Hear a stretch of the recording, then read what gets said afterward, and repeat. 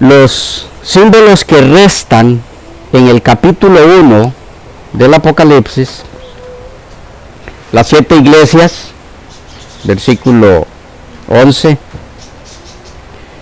que ya se mencionan en el versículo 4, los 7 candeleros, versículos 11 y 20, la ropa que llegaba hasta los pies del Hijo del Hombre, y el cinto de oro con el que se ciñe su pecho, verso 13, su cabeza y sus cabellos blancos como la nieve, y sus ojos como llama de fuego, verso 14, sus pies semejantes al bronce bruñido, y su voz como estruendo de muchas aguas, verso 15, las 7 estrellas, la espada aguda de 2 filos que sale de su boca, y su rostro como el sol cuando resplandece, verso 16, las llaves de la muerte y del Hades, verso 18, están todas explicadas en la serie Apocalipsis, el drama de las edades. Por lo tanto, no los veremos aquí. Esto nos lleva a los símbolos del capítulo 2. El primero del capítulo 2 es el ángel de la iglesia. Este también está analizado en la serie mencionada de este servidor. El siguiente término, siguiendo en orden por capítulos, lo hallamos en el capítulo 2, versículo 6. Los Nicolaitas. Porque aun cuando no es un símbolo, es un término enigmático de dudosa identificación. Son mencionados también los Nicolaitas en el mensaje a la iglesia en Pérgamo. Entonces vamos a incluirlo en el estudio aquí, aunque no es un símbolo, pero por lo enigmático del término. El origen de este grupo es en cierto modo dudoso. ¿De qué grupo? Los Nicolaitas. Algunos dicen que provenían de Nicolás de Antioquía, uno de los 7 diáconos mencionados en Hechos 6:5. Otros aseguran que le atribuían a él, a este Nicolás, el origen de sus doctrinas para tener el prestigio de su nombre. Mientras que una tercera opinión es que la secta recibió su nombre de cierto Nicolás de fecha posterior. La última teoría es probablemente la más correcta. En cuanto a sus doctrinas y prácticas, parecería que preconizaban o recomendaban la comunidad de esposas, la poligamia. Consideraban con indiferencia el adulterio y la fornicación, y permitían que se comiesen cosas ofrecidas a los ídolos, según algunos estudiosos como Clark, Quito y otros. Lo que sí es claro, por la relación de estos con la doctrina de Balaán, mencionada en el versículo 14 del capítulo 2, donde inmediatamente se les vuelve a señalar en el versículo 15, es que la doctrina de los Nicolaitas consistía en la asimilación conformista a la cultura pagana y al imperio romano, comer carne sacrificada, fornicar con tal idolatría y terminar rindiendo culto al emperador. Escritores de la antigüedad nos informan que los integrantes de este grupo, los Nicolaitas, rebajaron las normas de la conducta moral y que tomaron la libertad cristiana como libertinaje, que eso era lo que los caracterizaba a ellos. Clemente de Alejandría, por ejemplo, escribió que los Nicolaitas se entregaban a toda clase de complacencia propia y de inmoralidad. Y la referencia en el versículo 15 del capítulo 2 parece confirmar esto, pues ahí se los relaciona con la doctrina de Balaán. y se explica que dicha doctrina es la de enseñar al pueblo de Dios a quebrantar los mandamientos, especialmente los que prohíben la fornicación y la idolatría. Estas personas habían convertido la doctrina de la gracia de Dios en libertinaje.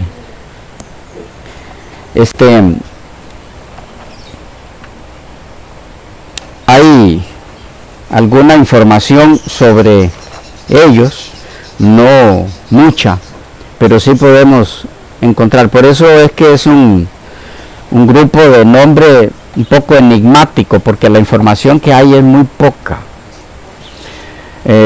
La que puede encontrarse es la que nos dan los llamados padres de la iglesia, que son los que estuvieron más cerca de esa época, pero no hay más y no dan mucha, pero sí la que hemos mencionado. Entre esa información que ellos dan,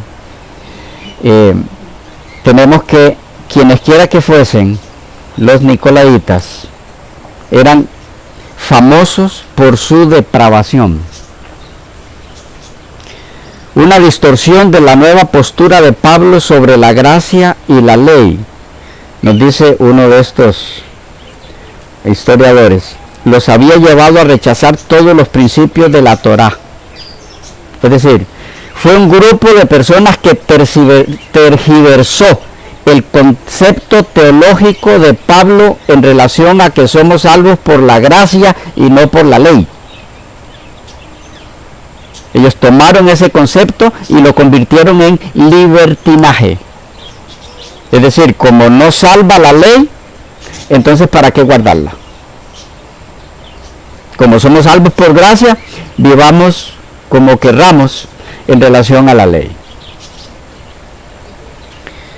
Por medio de la gracia de el Mesías, como ellos lo entendieron, se libraron de la Torá y cayeron en el libertinaje. Basaban sus ideas en la visión dualista, doble, frecuente entre los cristianos gnósticos de su tiempo. Describían el cuerpo humano y por supuesto todo lo perteneciente a la creación física y como material, lo describían como material vil, malo, impuro, sucio, maligno, mientras que consideraban al espíritu como puro, bueno y divino. Por lo tanto, uno podía disponer de su cuerpo a su voluntad, torturarlo o gratificarlo, da igual, de por sí es el cuerpo, mientras siguiera siendo puro en espíritu. El dualismo ata al cuerpo al dominio de la ley y lo rechaza, mientras que el alma conectada con el dominio de la gracia es respetada y defendida. Eso me recuerda una pregunta que me hizo una señora en cierta ocasión. Estaba estudiando en casa de ella la Biblia con ella. Ella pertenecía a una iglesia evangélica y me dice: ya que estamos estudiando la Biblia, me gustaría hacerle una pregunta, tal vez pueda ayudarme. Yo le digo, claro, si está a mi alcance. Estamos hablando de 30 años atrás, un poquito más. Y ella me dice, tengo un problema, o tenemos un problema en nuestra iglesia, que quieren quitar al pastor que los dirige, quitárselo. Le digo, ¿y por qué quieren quitarlo? Ve, muchacho, yo era un muchacho en ese tiempo. Ve, muchacho, simplemente porque tiene otra señora aparte de la esposa. Yo le digo, a ver, él es el pastor de la iglesia, pero está en adulterio.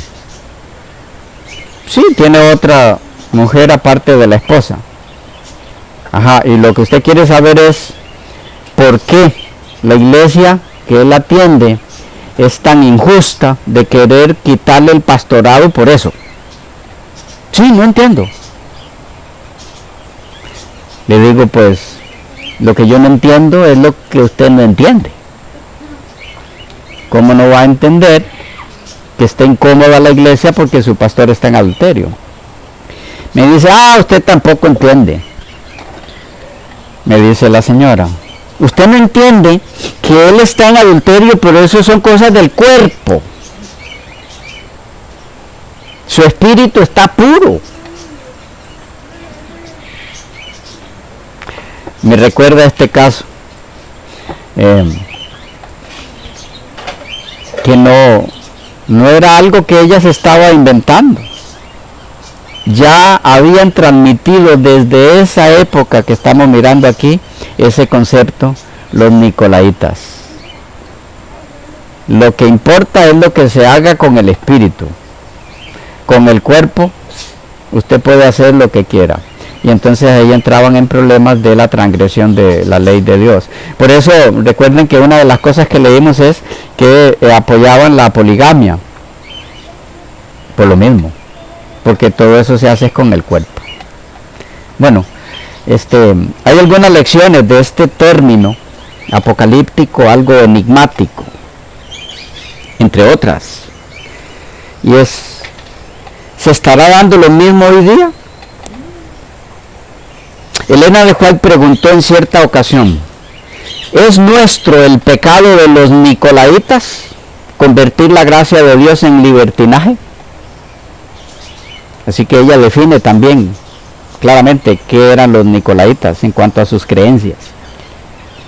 En otra ocasión dijo,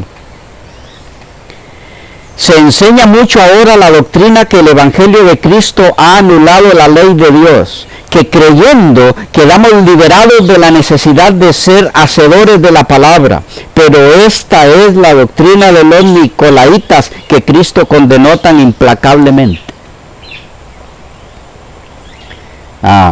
Interesante.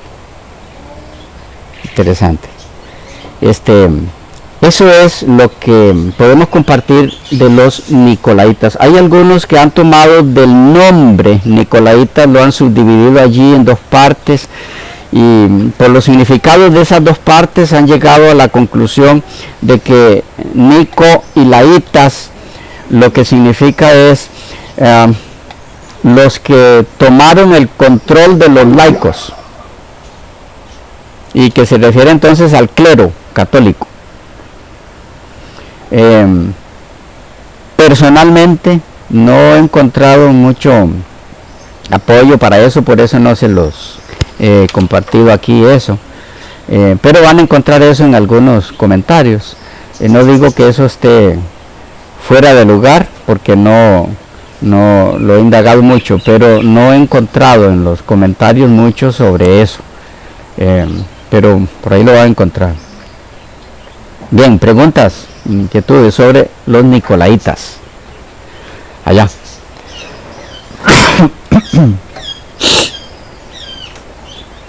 Hermano Víctor, solo una aclaración en relación con lo que se le llamaba el pleroma y el del demurgo. Esto era del gnosticismo, sí, que también los nicolaitas practicaban. Sí. Es así eso. Sí, o sea, los nicolaitas, por las conclusiones a las que ellos llegaron, de que lo que importa es mantener puro el espíritu, no importa lo que se haga con el cuerpo, y por eso es que llegaron a mucha degeneración en cuanto a libertinaje. Definitivamente fue por absorber la creencia gnóstica. ¿Sí? ¿Hasta dónde aceptaban todas las creencias gnósticas? Es un poco difícil saberlo, pero sí en la práctica lo que demostraban es que esa influencia era lo que los guiaba, o la que los guiaba. ¿Sí? Bien, hay otro símbolo que vamos a ver aquí junto con este, y es el siguiente que encontramos en el 2.9 de Apocalipsis. Sinagoga de Satanás. Sinagoga de Satanás. También lo encontramos en el 3.9. ¿Por qué es un símbolo esto? A ver, ¿qué encuentran? ¿Por qué sería un símbolo esto? Sinagoga de Satanás.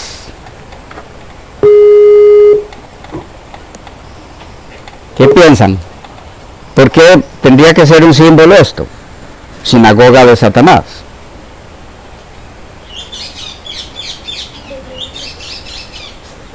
Porque estaríamos, si lo tomamos literal, diciendo que Satanás como que vive en una sinagoga, ¿no? Como que vive en su morada, la sinagoga. Ok, sí, pero hay algo más conciso en por qué es un símbolo esto. Sinagoga de Satanás. Vaya, les ayudo un poco. Si no es símbolo, ¿qué es? Literal. Entonces, si es literal, ¿qué tendríamos aquí?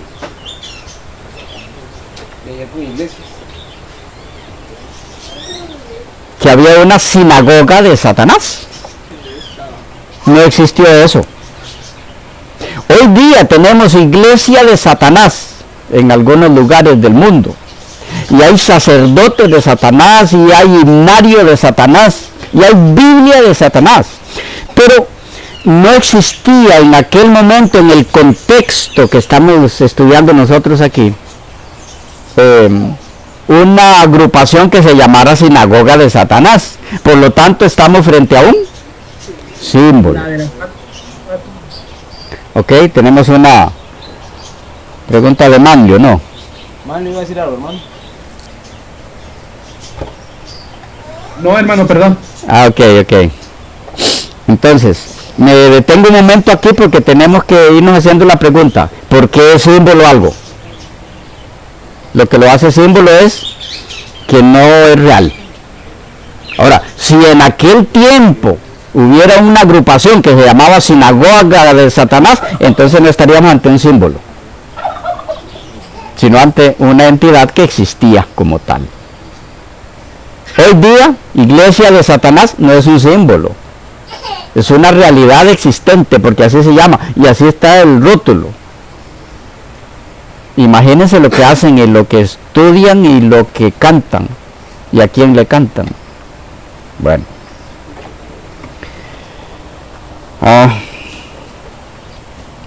Entonces es un símbolo porque no es un título o nombre real, no había un grupo que se autodenominara así.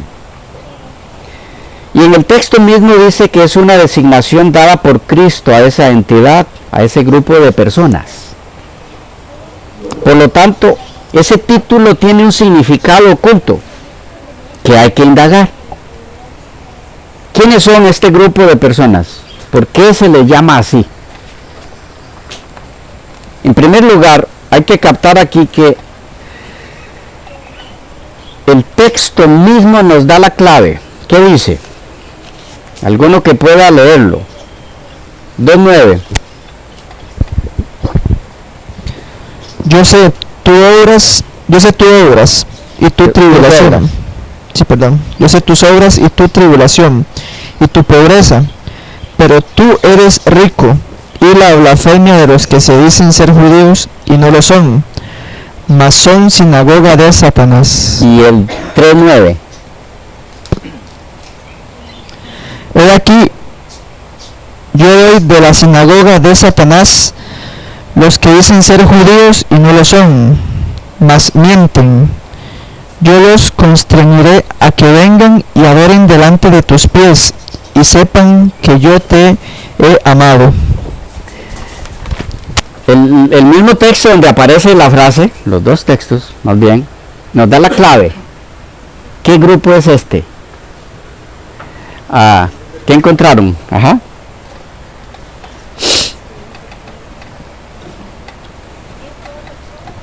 Pienso que sería donde dice, se dicen ser judíos y no lo son. Ahí está. Los que aparentan Sí. ser parte del pueblo Era un de Dios. grupo de personas que pretendían, aparentaban, decían, defendían ser judíos. Pero aquí sigue todavía el simbolismo.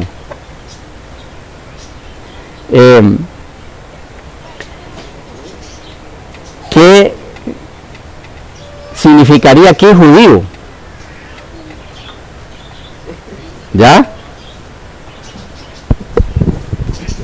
Se refiere al Israel espiritual, me imagino, como dice Pablo. Es correcto. Sí. El pueblo de Dios del Nuevo Testamento, el Israel de Dios, el Israel espiritual, a esa entidad como judíos, es a lo que se refiere aquí. Dice que estas personas decían ser judíos, pero no lo eran. No se puede dar el caso de que se estuviera refiriendo a judíos étnicamente hablando, de sangre, porque ¿qué problema tenía? ¿Eran judíos? Lo eran. Ya, si su sangre era judía, ¿quién se los podía contradecir? No, pero lo que está contradiciendo el Señor aquí a ellos es, dicen ser judíos, pero no lo son, son mentirosos, embaucadores. Aquí no se usa la palabra judío en su sentido literal. El texto dice de esta agrupación señalada por Cristo como sinagoga de Satanás que se dicen ser judíos y no lo son. En estos dos pasajes, 2.9 y 3.9, donde aparece esa designación, Juan lleva a su extremo, importante entender esto, la teología paulina de la iglesia como el nuevo Israel de Dios. En primer término, a los de la sinagoga les niega su derecho al título étnico de judíos. Se llaman judíos, pero no son embusteros. En segundo lugar, y peor aún, Juan los acusa, bueno, no Juan está transmitiendo el mensaje, es el Señor, los acusa de haberse convertido en instrumento del poder satánico, aliados así del poder político romano. Han convertido la congregación de Yahvé, número 16:3, en una sinagoga del diablo. Mientras que la iglesia, calumniada y perseguida por ellos, es el verdadero pueblo del Señor. Es la nueva Jerusalén representada por ella. Es el templo espiritual de Dios. Aquí se presenta a esta gente que dicen ser judíos y no lo son, persiguiendo al real judío de Dios. ¿Ya? Judío espiritual. Esto debiera entenderse en el sentido de Romanos 2, 28 y 29, donde Pablo dice que no es judío el que lo es exteriormente, sino que es judío el que lo es interiormente. Este tipo de judío era el que este grupo de personas decía ser. Vamos captando. El judío que para Pablo era el pueblo de Dios, el nuevo Israel de Dios. Obsérvese que esto no es un antisemitismo, no es nada contra la raza judía, sino que es la convicción religiosa de alguien que también es judío. Pablo y Juan y Jesús. No es antisemitismo. Farrer observa que mientras el ángel de Éfeso tiene problemas con algunos que se autoproclaman apóstoles y no lo son, ¿recuerdan? Falsos apóstoles, el mensaje a Éfeso. El ángel de Esmirna tiene problemas con otros que decían ser israelitas. Igual que los judíos de Juan 8, 31 al 47, que pretendían ser descendientes de Abraham y que lo eran físicamente. También estos eran de su padre el diablo, como Jesús le dijo a los fariseos. Los judíos hostiles de Esmirna eran en realidad una sinagoga de Satanás. Este último término, Satanás, es hebreo y significa adversario. Su equivalente griego significa calumniador o difamador. Al margen de cuál fuera el origen étnico o nacional de este grupo de personas, su amarga oposición hacia la iglesia y su mensaje les había convertido en una sinagoga que promovía los planes supremos del adversario de Dios. Por eso es que se le llama sinagoga de Satanás. ¿Quiénes eran entonces? ¿Quiénes eran? Se nos fue el tiempo. Quedamos acá, lo vemos en la próxima sección.